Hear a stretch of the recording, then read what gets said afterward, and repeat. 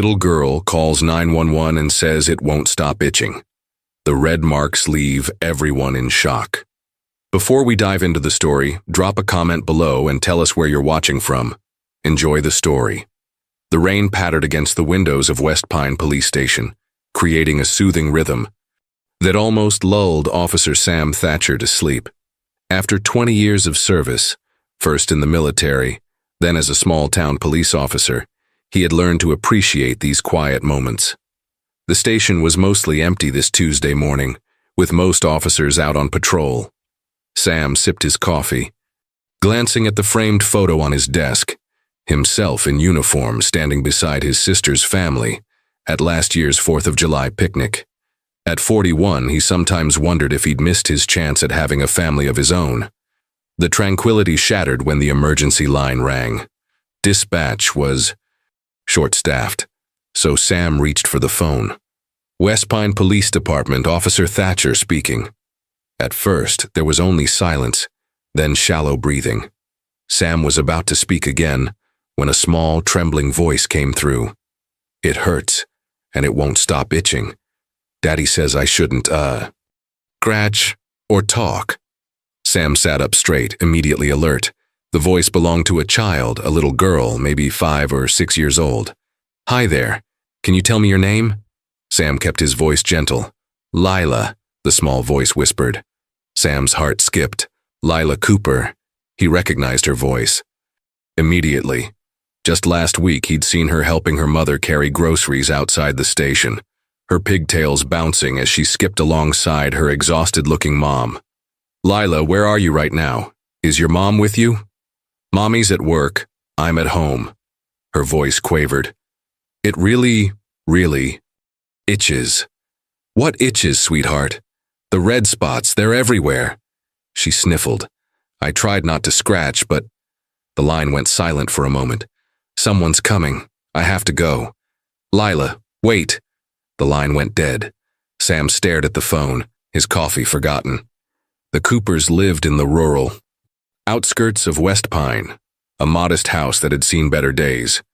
Mike Cooper drove trucks across state lines, often gone for days at a time. Jenna Cooper worked double shifts as a cleaning aide at the hospital and local businesses. Sam grabbed his jacket and keys. Something in Lila's voice, the fear, the secrecy, didn't sit right. What were these red spots, and why was she afraid to talk about them? "Heading out?" asked Officer Reynolds, passing by his desk. "Welfare check," Sam replied, pulling on his jacket. "The Cooper place, out on Meadow Road." The rain had intensified by the time Sam's patrol car turned onto the muddy driveway leading to the Cooper house. The small single-story home looked even more worn in the dreary weather. Paint peeling, gutters sagging, toys scattered across the yard. As Sam stepped onto the porch, a sense of unease settled over him. Something was wrong. Here, he could feel it. He knocked firmly on the door, listening for movement inside. Whatever he found behind this door, Sam was certain of one thing. A little girl needed help, and he wouldn't leave until he discovered the truth about those mysterious red marks. Sam knocked again, more firmly this time. The rain dripped from the brim of his cap as he waited on the weathered porch. Just as he was about to try peering through a window, the door creaked open. A small face peered out through the gap, blue eyes wide with surprise. "Officer Sam?" Lila's voice was barely audible over the rain. She wore a long-sleeved shirt despite the summer heat, and Sam noticed she was shifting from foot to foot, as if standing still was uncomfortable. "Hi there, Lila. Is anyone else home with you?" Sam asked gently, crouching down to her level. Lila shook her head. "Just me. Mommy's working at the hospital." "Today?" Sam's concern deepened. "May I come in? I'd like to talk with you about your phone call." Lila hesitated, looking over her shoulder before pulling the door wider. "Daddy says I'm not supposed to let people in when I'm alone. But you're a police officer, so that's okay, right?" "That's right," Sam assured her, stepping inside. The house was dimly lit but clean, with mismatched furniture that had seen better days. A basket of unfolded laundry sat on the couch, and schoolbooks were spread across the coffee table. Sam noticed a framed photograph on a side table, Lila sitting on the lap of an elderly woman with a kind smile. Both were laughing. "Is that your grandma?" Sam asked, pointing to the photo. Lila nodded, her expression falling. "That's Grandma Rose. She went to heaven last winter." She touched the frame with small fingers. "She always knew how to make the itching." "Better? The itching that you called about?" Sam asked carefully. Lila wrapped her arms around herself, suddenly looking scared again. "I wasn't supposed to call. Daddy says we need to handle our problems ourselves." Sam sat on the edge of the couch, giving Lila plenty of space. "Sometimes even grown-ups need help, Lila. That's why I'm here. Can you tell me about these itchy spots?" Lila rubbed her arms through her sleeves. "They started after Daddy came home from his long trip. First just a little, but now they're everywhere and they burn and itch so bad." Her eyes welled with tears. "Mommy put cream on them, but it didn't help." "Would you show me, Lila? I promise I'm here to help." After a moment's hesitation, Lila slowly rolled up one sleeve. Sam had to control his expression as he saw dozens of angry red circular marks covering her small arm. They weren't random like chicken pox. They formed distinct patterns. "Does your dad know about these?" Sam asked, keeping his voice neutral. Lila nodded. "He said they'd go away if I stopped scratching. He told me not to tell anyone because—" She lowered her voice to a whisper. "Because they might take me away from Mommy and Daddy." The front door suddenly opened and both Sam and Lila jumped. Jenna Cooper stood in the doorway, her cleaning uniform soaked from the rain, her expression shifting from surprise to alarm when she saw Sam. "Officer Thatcher, what's going on?" She rushed to Lila, instinctively placing herself between her daughter and Sam. "Is everything all right?" Sam stood slowly. "Mrs. Cooper, Lila called the station this morning. I think we need to talk about some marks she's been showing me." Jenna's face paled as she looked down at her daughter's exposed arm. "Oh God, they've gotten worse." She knelt beside Lila, examining the marks with trembling hands. "I thought it was just a rash." Sam could see genuine shock and concern in Jenna's eyes. Whatever was happening here, she hadn't fully realized how serious it was. "Mrs. Cooper," Sam said quietly, "I think Lila needs medical attention. Now." Jenna Cooper's hands trembled as she gently rolled Lila's sleeve back down. The rain continued to drum against the windows, creating a somber backdrop to the tension in the small living room. "I noticed the spots last week," Jenna explained, her voice barely above a whisper. "They were just a few at first. I thought it was poison ivy or an allergic reaction." She brushed Lila's hair from her forehead with maternal tenderness. "I bought that cream from the dollar store. I thought it would help." Sam nodded, careful to keep his expression neutral. "Has Lila seen a doctor for this?" Jenna's eyes darted away, shame evident in her expression. "We don't have health insurance. Mike's new trucking job doesn't offer benefits until he's been there 6 months." She swallowed hard. "And after we paid for Mom's funeral this winter, there's nothing left." Sam's heart sank.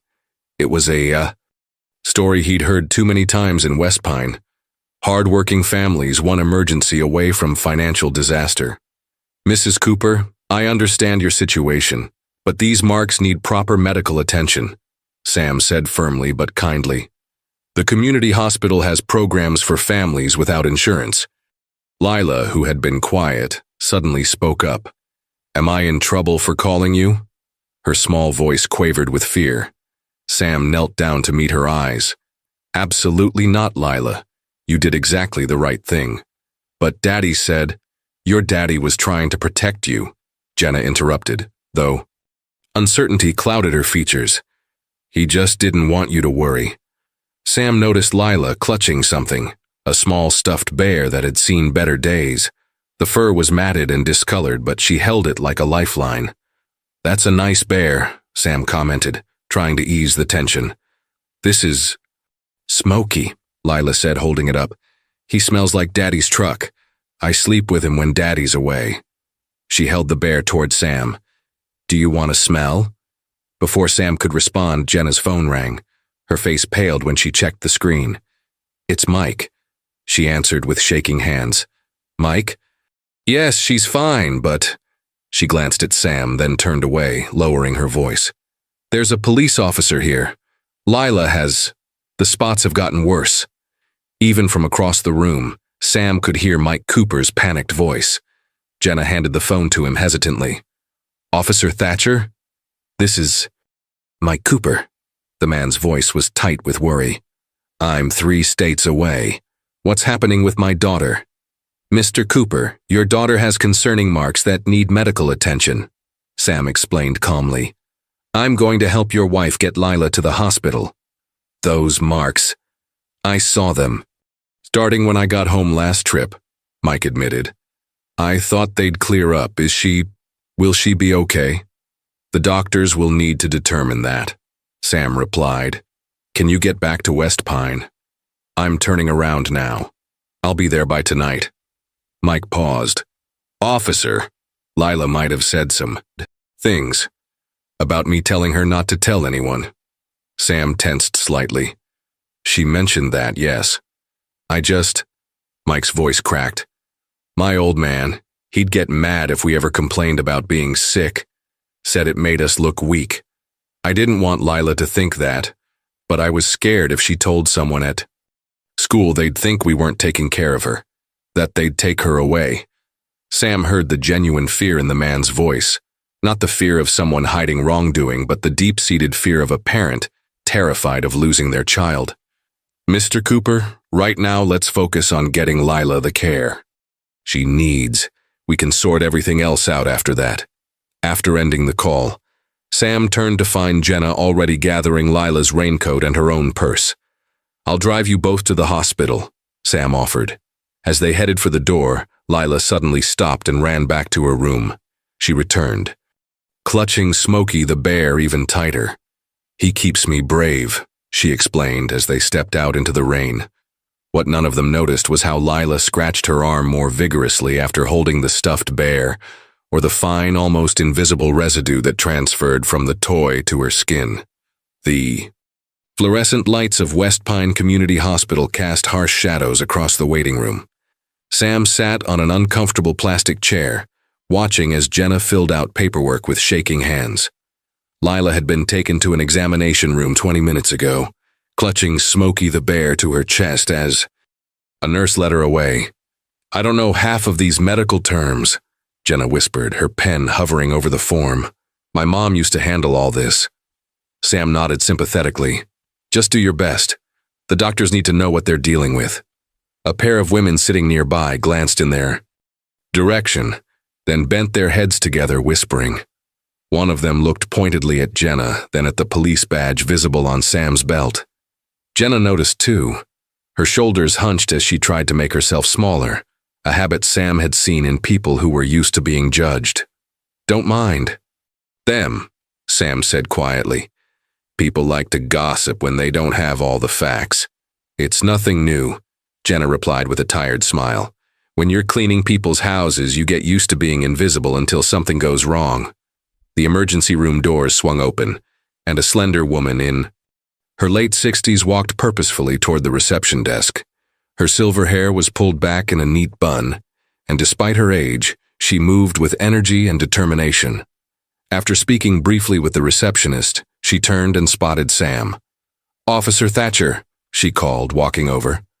I'm Clara Jennings from Family Services. I was called about the Cooper case. Sam stood to greet her, noting the compassion in her eyes that balanced the professional demeanor. Ms. Jennings, thank you for coming so quickly. Jenna looked up, her face draining of color at the words, Family Services. She clutched the clipboard so tightly her knuckles turned white. You're here to take Lila? Her voice broke on her daughter's name. Clara sat down beside Jenna, her expression gentle but direct. I'm here to make sure Lila gets the care she needs and to understand what's happening. That's all for now. Before they could continue, a doctor emerged from the examination area. Mrs. Cooper, I'm Dr. Peterson. We're treating Lila's condition, but I'd like to speak with you about what we've found. The 3 adults followed Dr. Peterson to a small consultation room. Through the window in the door, Sam could see Lila sitting on an examination table, a different nurse gently applying cream to her arms, while Lila told her something about Smokey the bear. Lila has an extensive inflammatory skin condition, Dr. Peterson explained, showing them photos he'd taken of the patterns on Lila's back and arms. These circular lesions are concerning.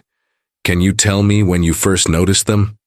About 2 weeks ago, Jenna replied. Just after my husband came back from his trucking route. It started with just a few spots, but they kept spreading. And what treatments have you tried? Jenna's eyes welled with tears. Just over-the-counter cream. We can't afford. She couldn't finish the sentence. Clara placed a comforting hand on Jenna's arm. There are programs to help with that. Let's focus on getting answers right now. Dr. Peterson nodded thoughtfully. We've taken samples. For testing. In the meantime, we'd like to keep Lila overnight for observation and to start her on proper treatment. As they spoke, Sam noticed a woman with a press badge discreetly taking notes near the nurse's station. She caught his eye and approached with a practiced smile. Officer, I'm Diane. Porter from the West Pine Chronicle. We received a tip about a child brought in with suspicious injuries. Care to comment? Sam stepped between the reporter and the consultation room. This is a private medical matter, Ms. Porter. No comment. As he ushered her away, Sam overheard fragments of conversation from hospital staff passing by. Poor little thing covered in those marks. Parents claim they didn't know. Police involved already. By the time he returned, Clara was still speaking with Jenna, who looked increasingly distressed. Standard procedure requires us to file a report when a child comes in with unexplained injuries, Clara was explaining gently. I'll need to interview Lila separately, and we'll need to speak with your husband when he arrives. We didn't hurt our daughter, Jenna whispered, tears streaming down her face. We would never. The hospital entrance doors burst open, and Mike Cooper rushed in, still wearing his trucker's uniform, his face haggard from driving straight through. His desperate eyes searched the waiting room until they found Jenna. The whispers around them grew louder as all eyes turned to watch the family drama unfolding before them. Mike Cooper's worn boots squeaked against the polished hospital floor as he rushed toward his wife. His face was lined with exhaustion, stubble darkening his jaw after hours of non-stop driving. When he reached Jenna, he pulled her into a tight embrace. Where is she? Is Lila? Okay? His voice cracked with emotion. Before Jenna could answer, Clara Jennings stepped forward. Mr. Cooper, I'm Clara Jennings from Family Services. Mike stiffened immediately, his arm tightening protectively around Jenna. Sam could see the fear in his eyes, the same fear he'd heard in the man's voice on the phone. We haven't done anything wrong, Mike said, his voice low and strained. We love our daughter. Nobody's saying otherwise, Mr. Cooper, Sam intervened, trying to diffuse the tension. Ms. Jennings is here to help make sure Lila gets the care she needs. Dr. Peterson merged from the examination room, his expression unreadable. Mr. Cooper, I'm Dr. Peterson. Your daughter is resting comfortably now. We've applied medicated cream to help with the itching and given her a mild sedative to help her sleep. Can I see her? Mike asked, desperation evident in his voice. Briefly, the doctor replied. But first I need to ask you some questions about potential exposures. The pattern of these marks is unusual. Sam watched as Mike's expression shifted to confusion. Exposures? You mean like an allergic reaction? Possibly. Do you work with any chemicals in your trucking job? Or bring home any unusual materials? Mike rubbed his forehead. I haul all kinds of freight. Industrial supplies, manufactured goods, sometimes chemicals. But it's all sealed up in the trailer. Clara was observing the interaction carefully. Mr. Cooper, Lila mentioned something. About Daddy Siggy's making her condition worse. Can you explain what she might have meant by that? Mike's brow furrowed deeper. Siggy's? I don't smoke. Never have. She also mentioned you told her not to tell anyone about her condition, Clara continued, her tone gentle but probing. Why? Would you do that? Mike looked at Sam, then back at Clara, his expression pained. I was scared, all right. When I saw those spots starting, I told her not to scratch them or they'd leave marks. And yes, I told her not to tell people at school because, he swallowed hard, because I was afraid. They'd think we weren't taking care of her, that they'd take her away from us. Before anyone could respond, a nurse appeared at the door. Lila's asking for her father, and she won't let go of that stuffed bear, even though we've explained it needs to be cleaned. Mike's face softened immediately. That's Smokey. She sleeps with him every night I'm on the road. As Mike followed the nurse, Sam noticed something strange. Despite the tension and accusations swirling around him, Mike showed no signs of guilt or deception, only genuine concern for his daughter. What was even more curious was how Lila's face lit up when she saw her father enter the room, reaching for him with complete trust and love in her eyes. The following morning, Sam pulled into the Coopers' driveway. The rain had stopped, leaving puddles that reflected the clearing sky. He'd spent a restless night, troubled by the inconsistencies in the case. Something wasn't adding up. With Lila still in the hospital for observation and the Coopers there with her, Sam had obtained permission to check their home for environmental hazards. Clara Jennings stood waiting on the porch, clipboard in hand. Thank you for meeting me. Ms. Jennings, Sam said as he approached. Clara gave him a knowing smile. Call me Clara, and I suspect we're here for the same reason. We both think there's more to this story. Inside, the modest home told the story of a family struggling financially, but rich in love. Crayon drawings covered the refrigerator. A worn Bible sat on the coffee table next to a half-finished pink sweater Jenna had been knitting. Lila's room is this way, Clara said, leading him down a short hallway. The little girl's bedroom was painted a cheerful yellow, though the paint was chipping in places. A bookshelf held well-loved storybooks and a handmade quilt covered the small bed. But what caught Sam's attention was the wooden chair positioned directly beneath the window. That's odd, he murmured, examining it. What is? Clara asked. This chair by the window. It's placed too deliberately. Sam opened the window, noticing wear marks on the sill. Looks like it's opened regularly. Clara nodded thoughtfully. During my interview with Lila yesterday, she mentioned something about standing tall to sleep when the itchies come. I didn't understand what she meant. Sam's eyes widened with realization. She sleeps standing up? At the window? He examined the chair more closely, noting small scratch marks on its surface where little fingers had gripped it night after night. Clara moved to Lila's closet, carefully sorting through the child's belongings. Sam, look at this. She held up a small collection of items on Lila's shelf, a trucker's logbook, a lanyard with Mike's company ID, and several small round metal containers. Those look like sample tins, Sam said, taking one carefully. A faded label read, Industrial Adhesive, Sample Only. He unscrewed the lid, finding it empty but with residue inside. Lila called these daddy ciggies, Clara realized. They're the same circular shape as a tobacco tin. Sam's phone rang. Chief Warren, his supervisor. The conversation was brief and tense. That was my boss, Sam said after hanging up. The hospital is filing a formal report. He wants me to close this as a case of parental negligence and move on. Clara's expression hardened. But we're just starting to find answers. Sam moved to the window again, looking out at Mike's truck parked in the driveway. I need to check that truck. Outside, Sam examined the big rig's cabin and cargo area.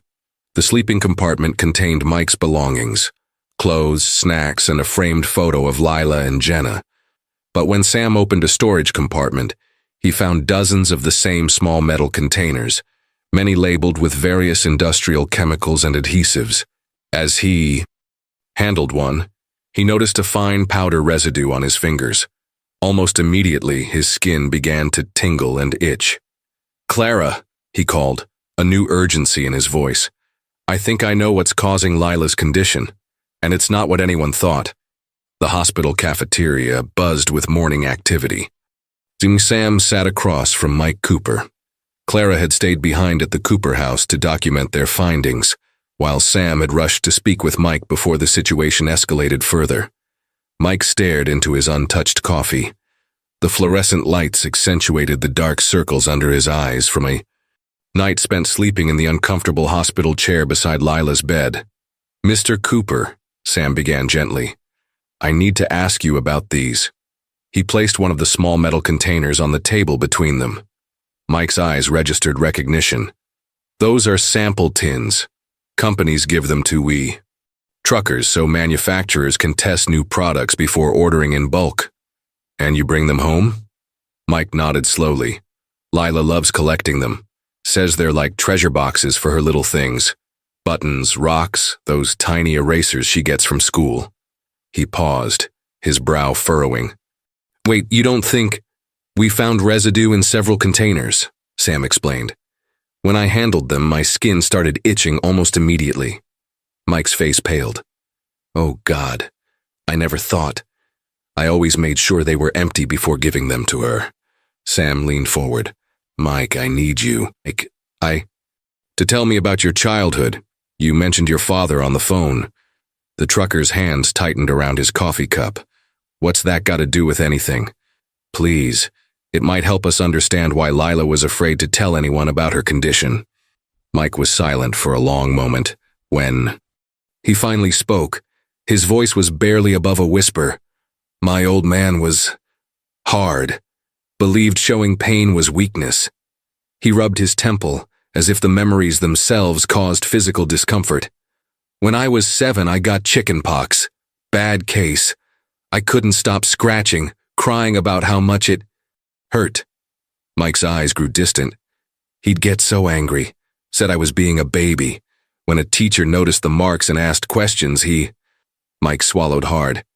"He told me if I ever complained to anyone again, the government would take me away, put me somewhere worse." Sam nodded understanding. "And that's why you told Lila not to tell about her itching." "I just didn't want her to be scared like I was. Didn't want her taken from us." Mike's voice cracked. "I thought it was just a rash that would go away. I never—" Tears welled in his eyes. "I was trying to protect her, not hurt her. Before—" Sam could respond. Dr. Peterson approached their table, his expression serious. "Officer Thatcher, Mr. Cooper, we've received preliminary results from Lila's tests." Both men stood immediately. "Is she okay?" Mike asked anxiously. "We've identified the cause of Lila's condition," the doctor said. "It's not what we initially suspected." Just then, Sam's phone rang. It was Clara. "Sam, you need to get back to the Cooper house. I found something in Mike's truck, a shipment manifest from 3 weeks ago. He was carrying industrial-grade chemicals, and one container shows a breach in the seal."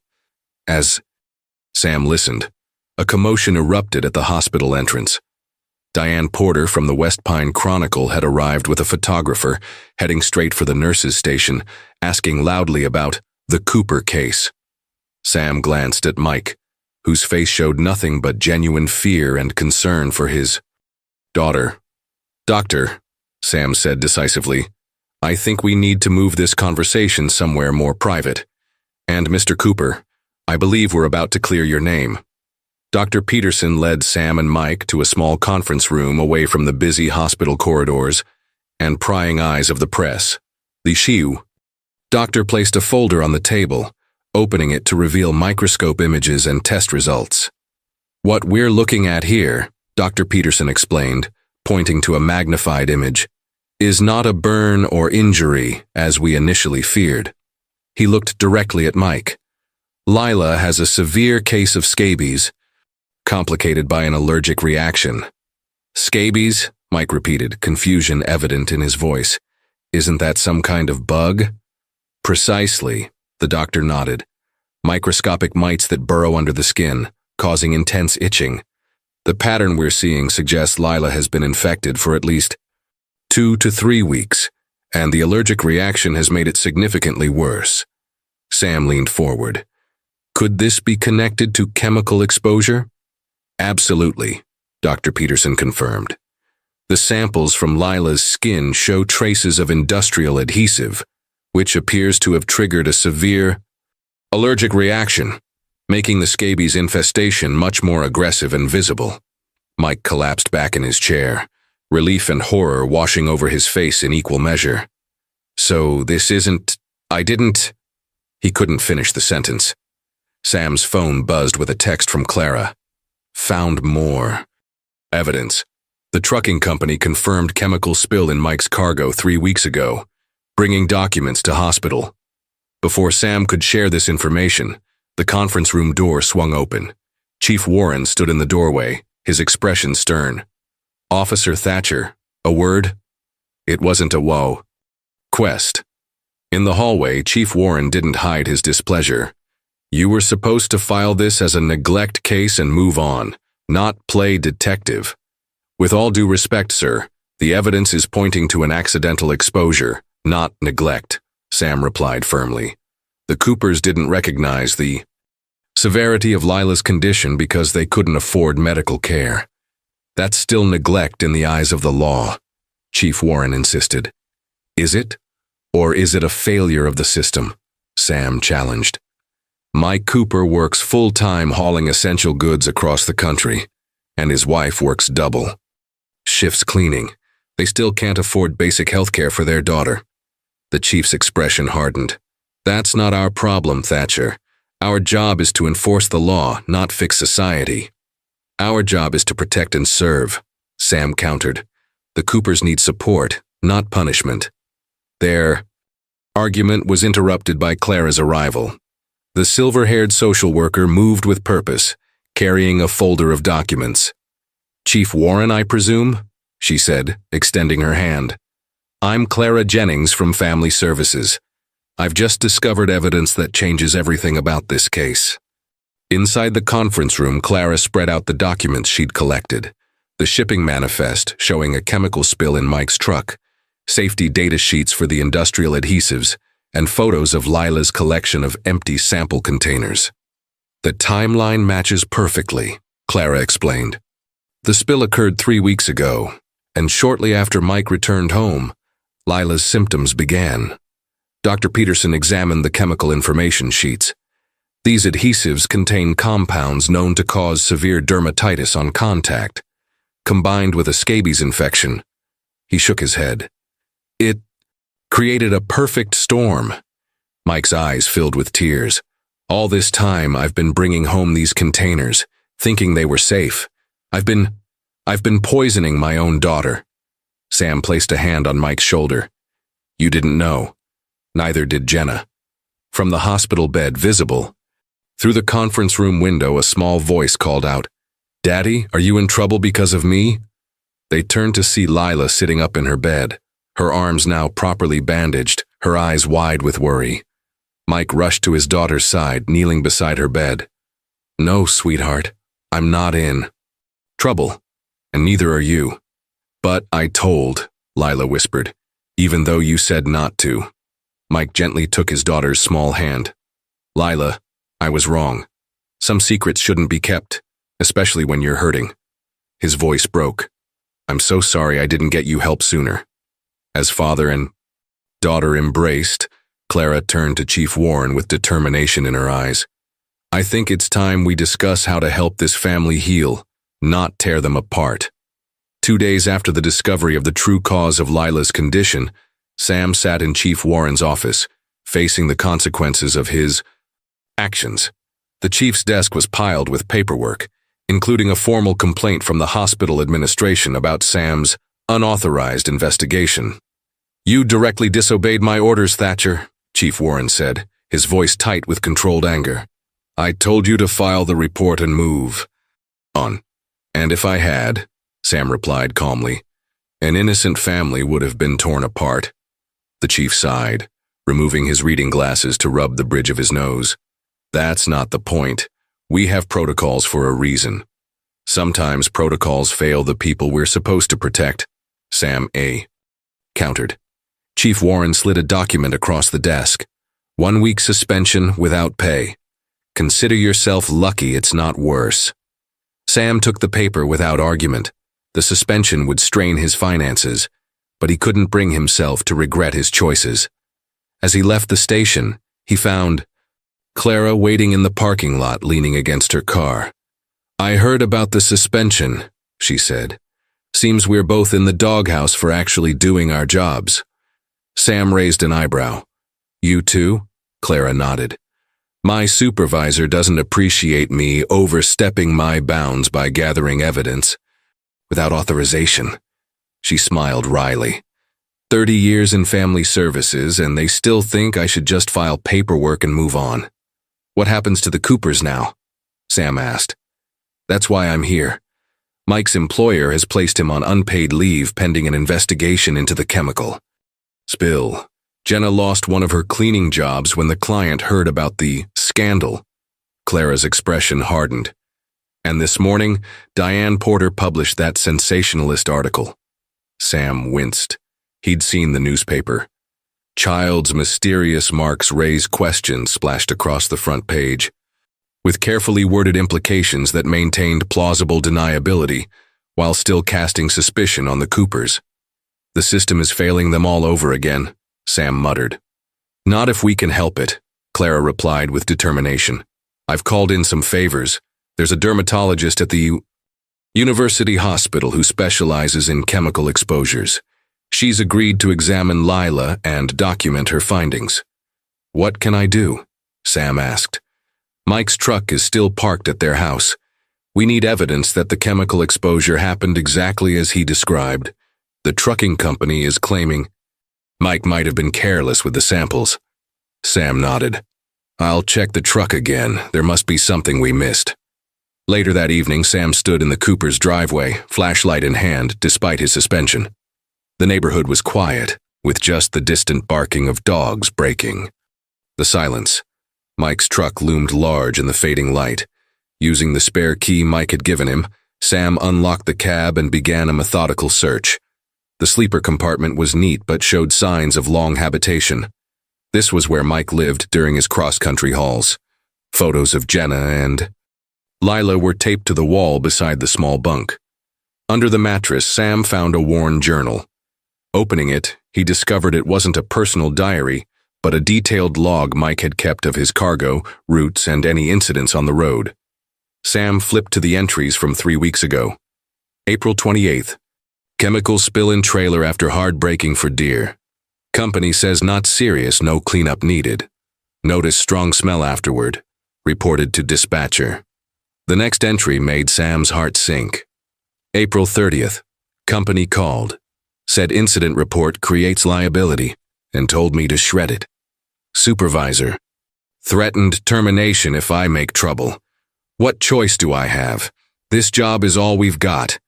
Sam carefully photographed the pages with his phone. This wasn't just negligence by the Coopers. It was corporate negligence, covered up at the expense of a child's health. As he closed the journal, a beam of light swept across the truck. Sam looked up to see Chief Warren standing in the driveway, his expression unreadable. I thought I suspended you, Thatcher, the chief said quietly. Sam held up the journal. Sir, you need to see this. The whole story is about to change. Chief Warren's flashlight beam remained fixed on Sam, its harsh light creating long shadows across the truck's cabin. For a long moment, neither man spoke. You're trespassing on a case you've been removed from, Chief Warren finally said, his voice low and measured. Sam held out Mike's journal. Sir, with all due respect, you need to read this before making any decisions. The chief hesitated, then stepped forward and took the journal. His expression remained impassive as he flipped through the pages, the beam of his flashlight illuminating Mike's careful handwriting. When he reached the entries about the chemical spill, he paused, reading more carefully. The company ordered him to destroy evidence of a hazardous spill? Chief Warren asked, looking up at Sam. Yes, sir, and threatened his job if he didn't comply. The chief closed the journal, his stern expression softening slightly. This doesn't excuse. You're insubordination, Thatcher. No, sir, but it might help an innocent family.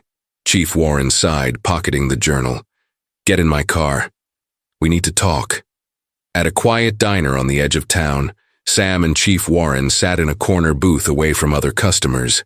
Steam rose from their coffee cups as the chief studied Sam with newfound consideration. 27 years on the force. Chief Warren said, stirring his coffee absently. You know what I've learned? Systems are designed to process cases, not people. He took a sip of his coffee. Sometimes that means innocent folks get caught. The gears. Is that what happened to you? Sam asked carefully. The chief's eyes narrowed, but then his expression softened. My nephew, 10 years ago. Good kid, made a mistake.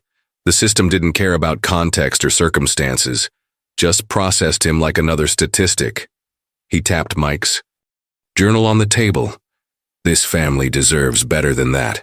Sam's phone buzzed with a text from Clara. University doctor confirmed diagnosis. Industrial adhesive caused severe allergic reaction that worsened scabies infection. We have documentation. Call me. Sam showed the message to Chief Warren, whose expression became resolute. First thing tomorrow, we're paying a visit to Crossland Trucking, the chief said. If they covered up a hazardous spill that endangered not just their driver but his family, they need to be held accountable. The next morning, Sam and Clara met at the hospital before heading to the trucking company. They stopped by Lila's room first, finding her sitting up in bed, her arms less red and inflamed thanks to proper treatment. She was drawing a picture while Jenna dozed in a chair beside the bed. Officer Sam. Lila's face lit up. Look what the doctor gave me. She proudly displayed a pair of special cotton gloves. They help me not scratch while I get better. Those are very cool, Sam smiled, kneeling beside her bed. What are you drawing? Lila held up her artwork, a crayon drawing of a little girl holding hands with a police officer, and a silver-haired woman with a truck in the background. It's us. You and Ms. Clara are helping Daddy fix his truck so it doesn't make me itchy anymore. Sam felt a lump form in his throat. That's beautiful, Lila. Dr. Patel says I can go home soon, Lila continued happily. But I have to leave. Smokey here for a special cleaning. She lowered her voice to a whisper. He was full of itchy bugs. Clara gently touched Lila's hand. Sweetheart, can you tell us more about Daddy's ciggies? The little round containers you played with? Lila nodded. Daddy brings them from his truck. They're shiny and perfect for my treasures. Her expression became serious. But Dr. Patel says they had invisible yuckies in them that made me and Smokey itchy. As they spoke, Mike entered the room carrying a tray of hospital food. He stopped short when he saw Sam and Clara. They found something, didn't they? He asked quietly, not wanting to disturb his sleeping wife. Something in my truck? Sam nodded. Your journal, Mike. The one where you documented the spill and the company's response. He placed a hand on Mike's shoulder. You're not the one who should be worried right now. Crossland. Trucking has some serious explaining to do. Hope flickered in Mike's tired eyes for the first time in days. You mean, you believe us? We do, Clara affirmed. And now we have the evidence to make sure everyone else does too. The headquarters of Crossland Trucking occupied a sprawling industrial complex on the outskirts of West Pine. The glass-fronted administration building gleamed in the morning sun, projecting an image of corporate success and professionalism. Chief Warren led the way, with Sam and Clara following closely behind. They'd been joined by Dr. Patel, the university hospital specialist who had confirmed the link between the industrial adhesive exposure and Lila's condition. Remember, Chief Warren said quietly as they approached the reception desk, we're here for answers, not a confrontation. The receptionist directed them to a conference room where Marcus Crossland, himself the owner and CEO, waited with the company's attorney.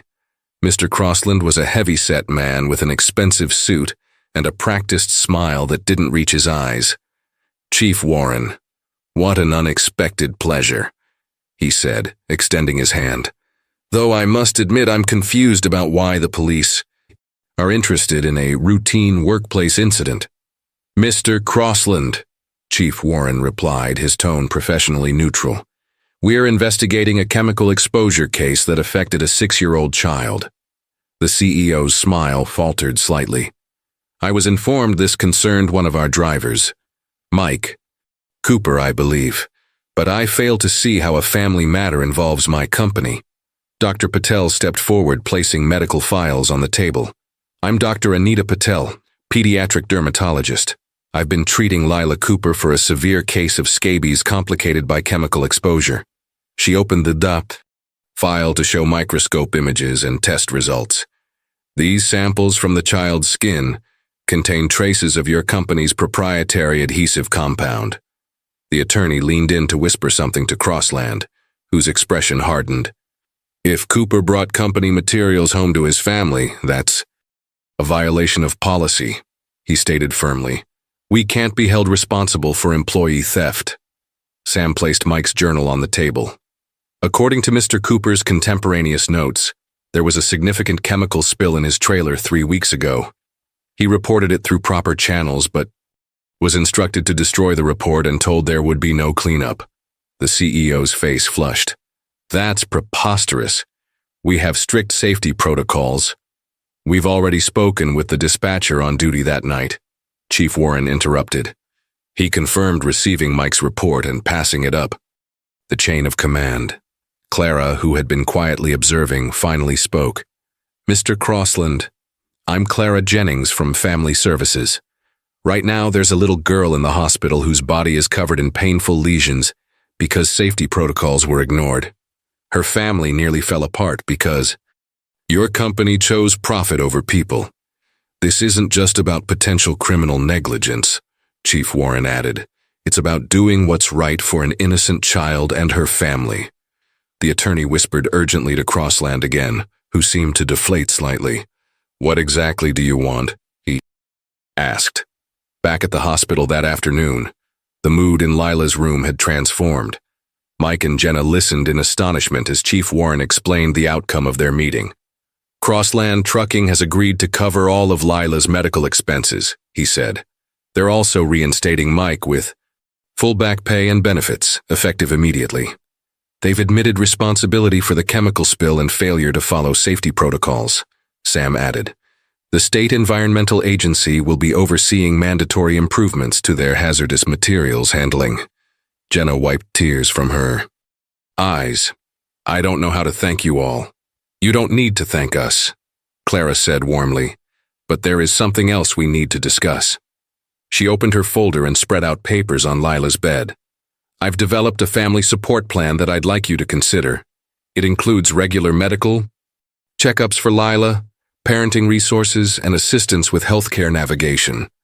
Are you saying we can stay together? Mike asked cautiously. As a family? Clara nodded. With appropriate support and supervision. This wasn't a case of intentional harm. It was a family caught in difficult circumstances without a safety net. As the adults talked, Lila tugged on Sam's sleeve. Officer Sam, look. She pointed proudly to her arms, where the angry red marks were noticeably fading. Dr. Patel says the itchy bugs are going away. Sam smiled, his heart lighter than it had been in days. That's wonderful news, Lila. And guess what else? Lila whispered excitedly. Ms. Clara told me we're going to have a special visitor tomorrow. A lady who writes for the newspaper wants to tell everyone the true story about the itchy bugs. Sam glanced at Clara, who nodded confirmation. Diane Porter called this morning. After hearing about Crossland's admission, she wants to set the record straight with a new article. For the first time since the ordeal began, genuine hope filled the room. Not just for Lila's recovery, but for the healing of a family that had nearly been torn apart by circumstances beyond their control. The morning sun streamed through the hospital windows as Diane Porter set up her recorder for the interview. The journalist, who had once published damaging implications about the Cooper family, now sat across from them, her expression contrite as she prepared to tell the true story. Thank you for agreeing to speak with me, Diane said, her professional demeanor softened by genuine remorse. I want to make this right. Mike and Jenna sat beside Lila's bed, holding hands tightly. Sam and Clara stood nearby, providing moral support. Just tell the truth, Mike said simply. That's all we want. The interview progressed well, with Diane asking thoughtful questions about the family's ordeal. Dr. Patel joined briefly to explain the medical aspects of Lila's condition and the connection to the industrial exposure. "And how are you feeling now, Lila?" Diane asked gently. Lila, who had been coloring quietly during the adult conversation, looked up with a smile. "The itchies are almost gone, and Smokey is getting a special bath to make him all better too." As Lila spoke, Sam noticed something concerning. Despite her cheerful demeanor, Lila's face appeared flushed, and she kept rubbing her eyes. Dr. Patel noticed too. She moved to Lila's side and placed a hand on the child's forehead. "Lila, are you feeling okay, sweetheart?" "My head hurts a little," Lila admitted, "and I'm really tired." The doctor's expression shifted to concern. She quickly checked Lila's temperature with a digital thermometer. 102.4, she announced, immediately pressing the call button for the nurse. "She's running a high fever." The interview forgotten, Jenna rushed to her daughter's side. "What's happening? I thought she was getting better." Within minutes, the room filled with medical staff. Dr. Patel examined the skin on Lila's arms and back, then checked inside her mouth. Her expression grew increasingly worried. "We need to run tests immediately," she told the Coopers. "Lila appears to be having a systemic reaction." As nurses prepared to take Lila for testing, the little girl's condition deteriorated rapidly. Her breathing became labored and the flush on her skin deepened to an angry red. "Mommy, it hurts," she whimpered, clutching her mother's hand. Sam, Clara, and Diane were ushered out of the room as Dr. Patel took charge of the situation. In the hallway, Clara paced anxiously while Sam leaned against the wall, his face etched with worry.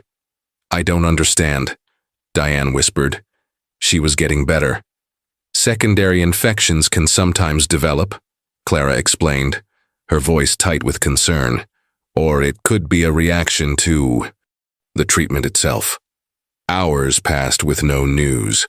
Mike and Jenna remained with Lila while she underwent a battery of tests. The waiting room filled with unexpected visitors, Mrs. Peterson, Sam's elderly neighbor, Officer Reynolds from the police station. Even Chief Warren stopped by to check on Lila's condition. Late in the afternoon, Dr. Patel finally emerged, looking exhausted but determined.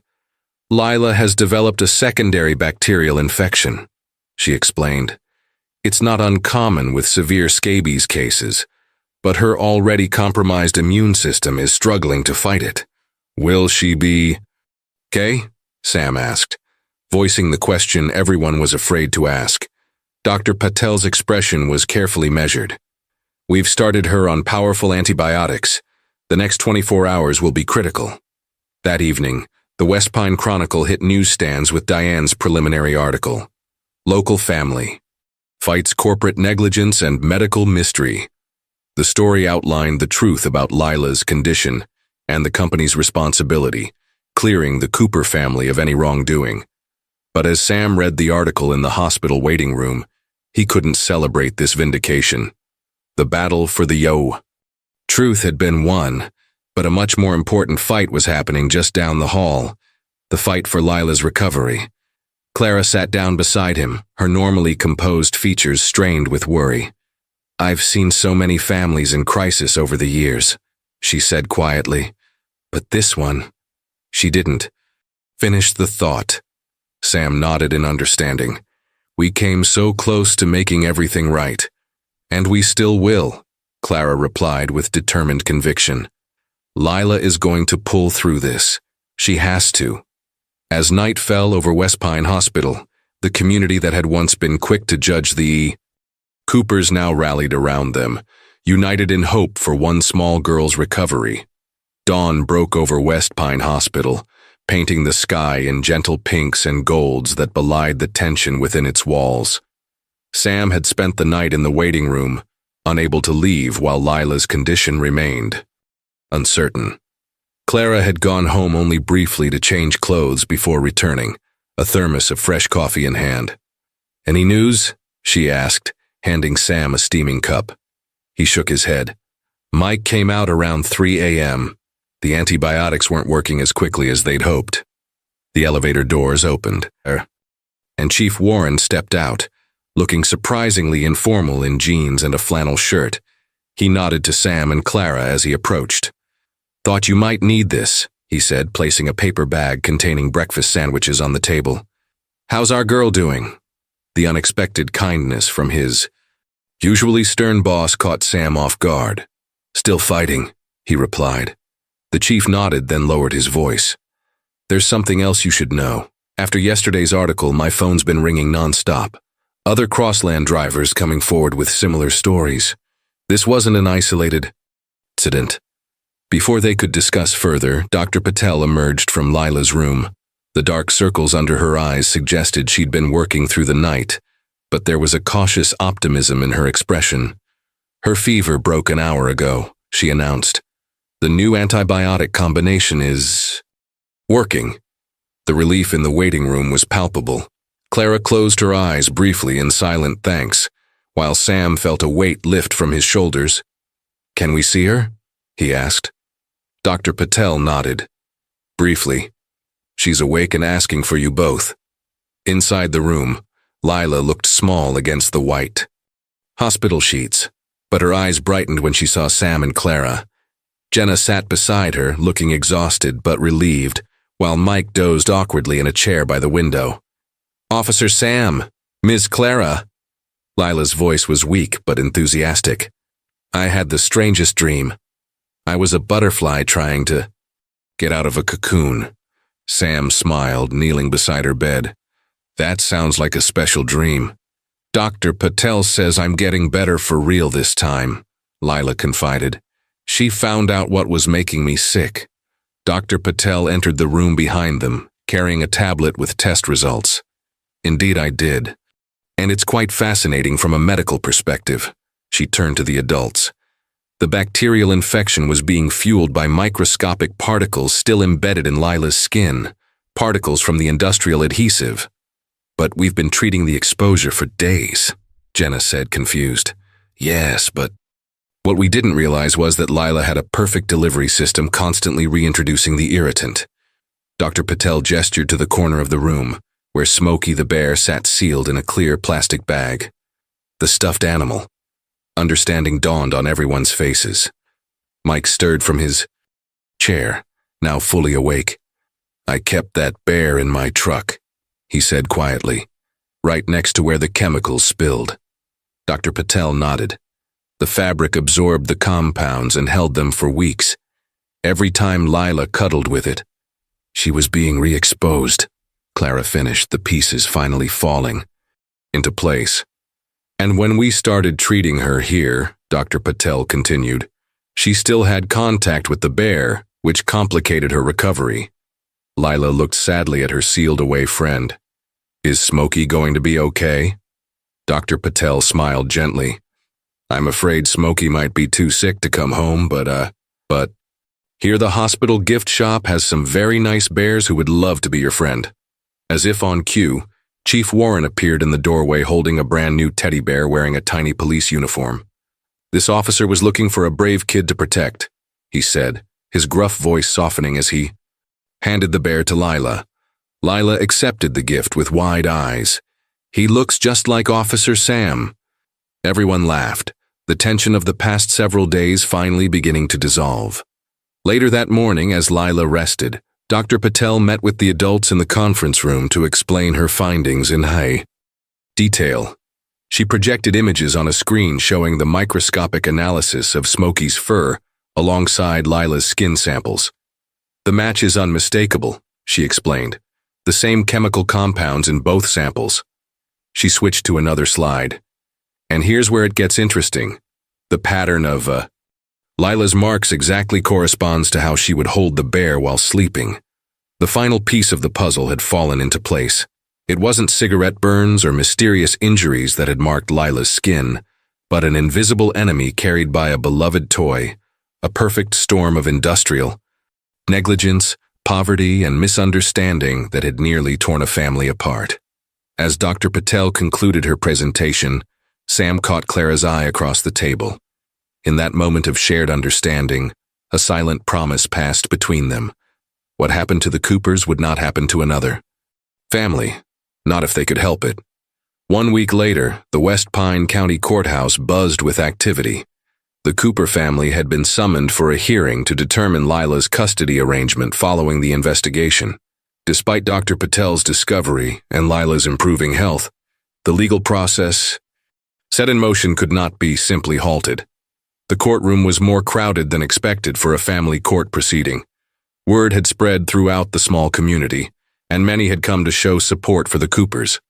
Mrs. Peterson sat with several other neighbors. Chief Warren occupied a seat near the back. Even Diane Porter was present, notebook in hand, determined to document the proceedings accurately. Sam adjusted his tie nervously. He would be testifying today, along with Clara and Dr. Patel. The outcome of this hearing would determine whether Lila could return home permanently with her parents or remain under state supervision. Judge Martha Simmons entered the courtroom, her expression stern but fair as she reviewed the case file before her. With over 30 years on the bench, she was known for her thorough examination of the facts and unwavering commitment to children's welfare. "This is the matter of Lila Cooper," she began. "I understand there have been significant developments in this case since the initial filing. I'd like to hear from all parties, beginning with Family Services." Clara approached the stand first, her silver hair neatly styled, her posture confident but humble. She presented the court with a comprehensive report detailing the discovery of the true cause of Lila's condition. "Your Honor, what initially appeared to be a case of potential neglect has proven to be a complex situation involving accidental chemical exposure, inadequate access to health care, and corporate irresponsibility," Clara explained. "At no point did we find evidence that the Coopers intentionally harmed their daughter." The county attorney cross-examined Clara, pressing on the issue of parental responsibility. "But isn't it true that the parents failed to seek prompt medical attention when they first noticed the marks?" Clara remained composed. The Coopers had lost their health insurance when Mike changed jobs. They were treating what they believed to be a minor skin irritation with over-the-counter remedies. When Jenna realized the condition was worsening, Lila called 911, and the parents fully cooperated with authorities thereafter. Dr. Patel testified next, presenting her medical findings with clear, scientific precision. She showed the court photographs documenting Lila's recovery and explained how the stuffed bear had been the hidden culprit, prolonging her condition. When Sam's turn came, he approached the stand with determination. After being sworn in, he faced the judge directly. "Officer Thatcher, you were first on the scene when this situation came to light," Judge Simmons noted. "In your professional opinion, were these parents neglectful?" Sam took a deep breath. "Your Honor, in my 20 years of service, I've seen genuine cases of neglect and mistreatment. This was not one of them." He gestured toward Mike and Jenna. "What I saw was a hard-working family doing their best in difficult circumstances. They lacked resources, not love or concern for their daughter." The courtroom remained silent as Sam continued, his voice growing more passionate. "The real neglect here was systemic, a healthcare system that leaves working families uninsured, a corporate culture that prioritizes profit over safety, and yes, even how. Quickly, many of us were willing to assume the worst about the Coopers without knowing all the facts." Judge Simmons raised an eyebrow at this candid assessment, but allowed Sam to continue. "The Coopers don't need punishment, Your Honor. They need support. The kind of support that Clara Jennings has, outlined in her family care plan." When Mike Cooper took the stand, his hands trembled slightly, but his voice remained steady. He spoke honestly about his childhood trauma, his fear of authority, and his deep regret at not seeking help sooner for Lila. "I thought I was protecting my family," he, said, his voice breaking. "Instead, I almost lost them. I've learned that sometimes being strong means asking for help." Jenna testified last, describing the overwhelming challenges of working multiple jobs while caring for Lila after her mother's death. "We were drowning," she admitted, "but too proud to call for help." As the testimonies concluded, Judge Simmons called for a brief recess to review all evidence. The courtroom buzzed with whispered conversations as they awaited her decision. Sam noticed Lila sitting quietly between her parents, her arms now almost completely healed, clutching her new police teddy bear. When she caught his eye, she gave him a small wave and a brave smile that squeezed his heart. Whatever the judge decided, Sam knew that this case had changed him forever, and from the determined look on Clara's face beside him, he wasn't the only one. A gentle, autumn breeze rustled the colorful leaves in West Pine Community Park. 6 months had passed since the courthouse hearing, and the town had settled back into its quiet rhythm, though something fundamental had changed. Sam Thatcher sat on a bench, watching children play on the recently renovated playground equipment. The new safety features and inclusive design had been funded partly by Crossland Trucking as part of their community restitution agreement following the investigation into their safety practices. "Penny for your thoughts?" Clara Jennings sat beside him, offering a cup of hot chocolate from the park's new concession stand. "Just thinking about how much can change in half a year," Sam replied, accepting the steaming cup gratefully. Across the playground, Lila Cooper raced up a climbing structure, her laughter ringing clear in the crisp air. Her skin showed no traces of the painful marks that had once covered her arms and back. She wore a bright yellow jacket that matched the autumn leaves, and her confidence had blossomed as remarkably as her health. Judge Simmons's decision that day in court had been wise and compassionate. The Cooper family would remain together, with regular check-ins from family services and participation in Clara's innovative support program. What had begun as one family's crisis had transformed into a model initiative now helping dozens of families throughout the county. "Officer Sam, Ms. Clara," Lila called, spotting them from her perch atop the slide. She waved enthusiastically before whooshing down into her father's waiting arms. Mike Cooper looked healthier too, less haggard, more present. After the court hearing, he'd been offered a position with a different trucking company that prided itself on safety standards and family-friendly policies. He now drove regional routes that allowed him to be home most nights. Jenna approached, carrying a picnic basket. Her once perpetual exhaustion had given way to quiet strength. With Mike's improved job situation, she had reduced her working hours and started taking classes at the community college. "We were hoping you'd join us for lunch," she said, setting the basket on the picnic table near Sam and Clara. "It's nothing fancy," but Lila insisted. As they shared sandwiches and apple cider, Lila chattered about school and her new friends.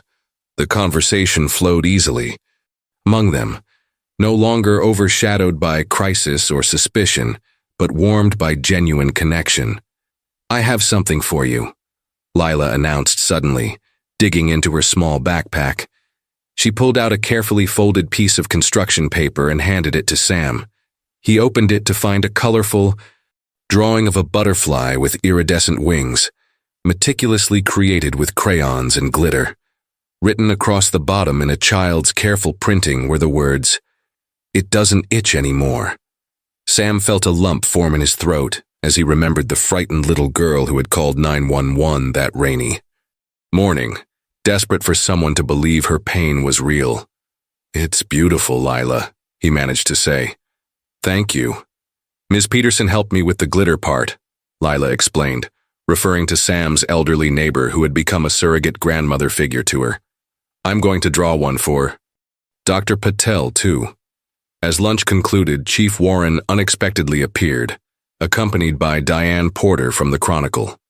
"Hope we're not interrupting," the chief said, his once gruff demeanor notably softer these days. "We wanted to share some news." Diane smiled warmly at the Cooper family. "The series of articles I wrote about your experience has won a regional journalism award. But more importantly, it's led to policy changes. The state has implemented new guidelines for handling cases involving children with unexplained medical conditions, emphasizing investigation before assumption." And Chief Warren added, "The department has approved funding for a new community liaison position." He nodded toward Sam. "If you're interested, Thatcher." As the adults discussed these developments, Lila tugged on Clara's sleeve. "Ms. Clara," she whispered, "does this mean other kids won't have to be scared to tell when something hurts?" Clara gently brushed a strand of hair from Lila's forehead. That's exactly what it means, sweetheart. Later, as the gathering dispersed and the autumn sun began its early descent, Sam paused to look back at the Cooper family walking hand in hand toward their car. What had begun with a frightened child's phone call had transformed not just one family, but an entire community's approach to care and compassion. In the golden light of late afternoon, a butterfly fluttered past, perhaps the last of the season, its wings catching the sunlight as it rose. Above the trees, free and unburdened, much like the little girl who had once been afraid to speak her truth.